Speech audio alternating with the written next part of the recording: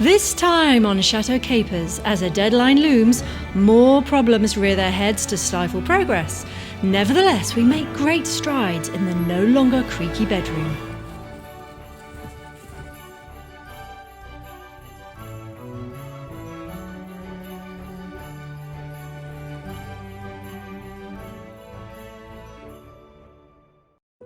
Enough of the time wasting. It was time to make progress.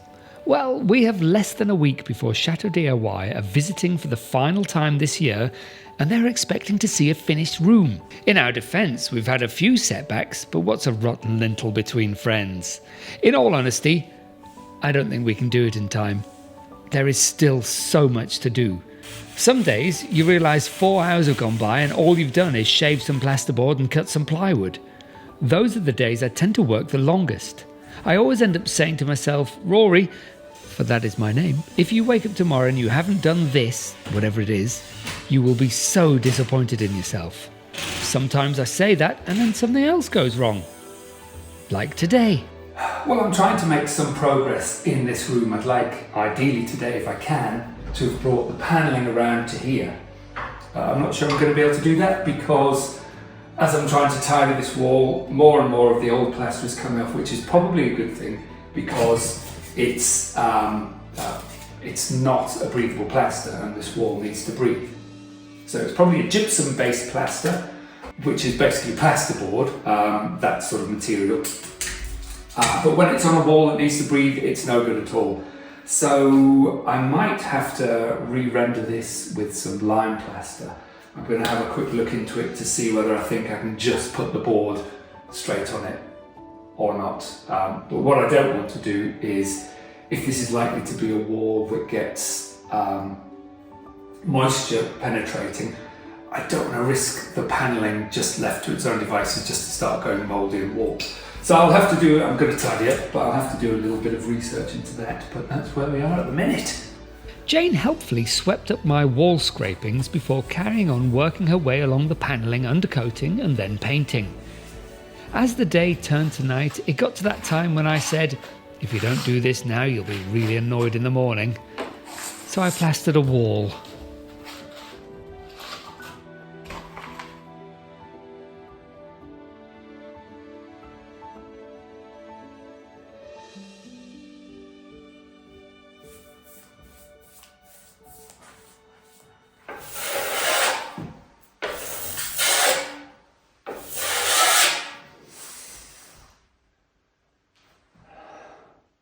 And that's another one done. Whew, 10 o'clock. Finished slightly earlier than last time. Is it getting easier? I'm not sure. I'm still knackered. But it's quite good. It's a wall. It's a wall. I've enjoyed it. There's an issue that has been noted with this type of plaster, that if you don't mix it perfectly, you can end up getting little bubbles all over, which in a few places I've got these bubbles. Lots of it's really almost mirror smooth. But yeah, so with these bubbles in them, mostly they'll be hidden, but I'll just sand them down and it will be fine.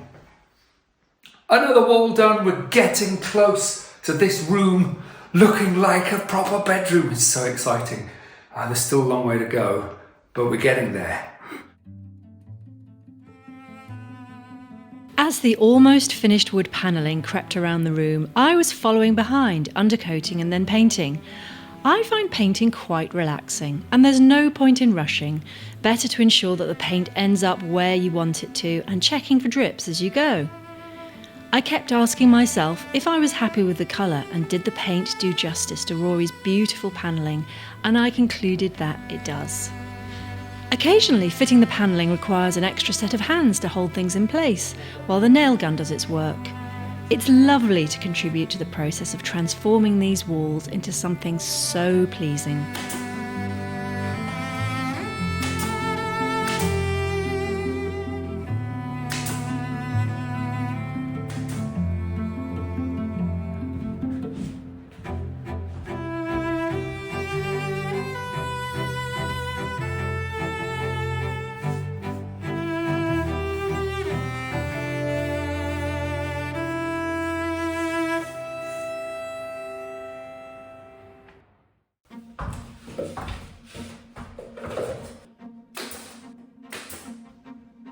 Jane isn't always around to lend a hand when I need her.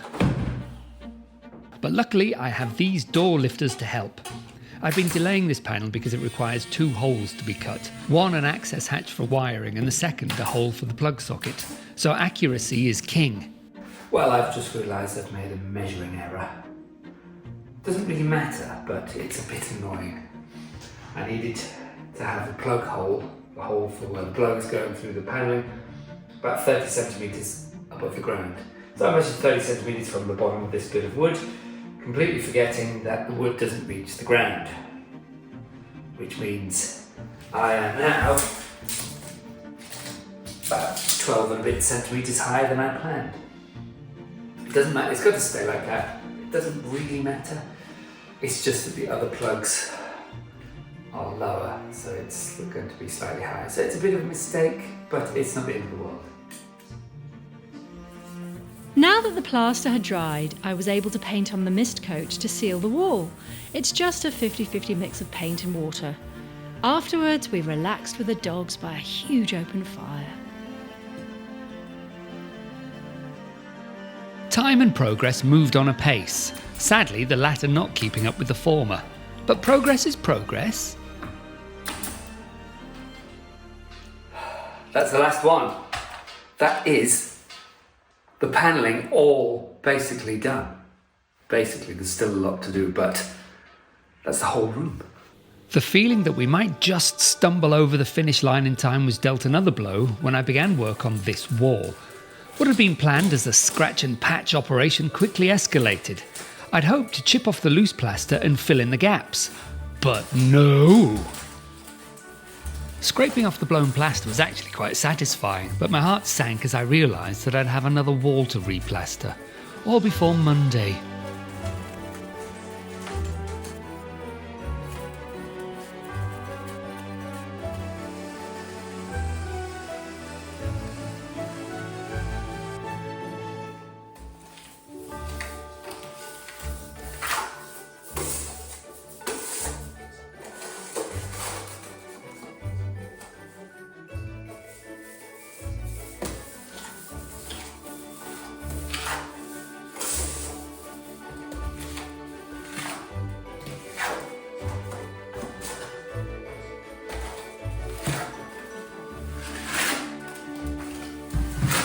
Well, this wall is proving to be a much bigger pain than we imagined. What we'd hoped was that it was just going to need a bit of patching. We were going to scrape away any of the blown top layer of plaster and just patch it because it all seemed quite sound. I think I've got some lime water on my arm. But that didn't work out, as you can imagine, things never do. So most of the plaster came off. And so we're back to the original clay wall. So it was a polished wall, so this was the top surface. And in fact, there's a tiny sliver of really old wallpaper there. We can't tell at all what the pattern was. But it was wallpaper once. And yeah, so lots of the wall fell out all the way back to the wooden structure of the wall. So I've patched it with lime because this is the clay wall. It's a wall that wants to breathe. There's unlikely to be much moisture up here, but I'm going to try and stay true to the fabric of the building. And so I'm patching it with lime mortar, like a sub-layer, and then we've got some lime finishing plaster. It's a deep plaster, not a mortar. And we've got some lime finishing plaster that I will do when the time comes. However, it is Thursday night at 9:15, and Château de Pican are coming on Monday to see this room completed. I'm not sure it's going to happen. We'll try our best, we'll do as much as we can, but will we be done in time? There's so much to do. So much to do. I haven't tiled the shower yet. Jane hasn't wallpapered this wall yet. She's only just done the sub-layer to seal the wall. The base coat. I'd better get on and stop talking to you. This was only the second time that I had ever wallpapered, if you don't count the murals that we did. I spent ages selecting a piece of the design to start with, mindful of some very good advice from Nancy Johnson after our design video to try to avoid having any decapitated birds displayed. I also knew that getting the first piece vertical was absolutely critical. After that, I just needed to get the pattern matching right.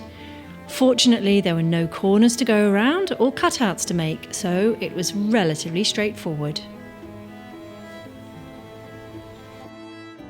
We've been a little bit concerned about under this window because here it's still a solid wall through there and the wall is only half as thick as the rest of the wall, and a solid wall doesn't offer very good thermal protection anyway, but an even thinner one, I imagine, offers less protection. So Jane did quite a lot of online searching for the right product that we might be able to insulate with, and she found this, which is a wood fibre insulation, and it has great insulation properties, and it's also vapor permeable, which is good for a wall that we want to keep breathable. So I've put this in, and it is quite horrible. It doesn't want to cut very nicely, and it releases so much dust. But apparently it's very healthy, so not that you want to breathe dust. So I've wedged this in, and now I just need to board over it, and then this will be one of the most insulated walls in the house, I should think.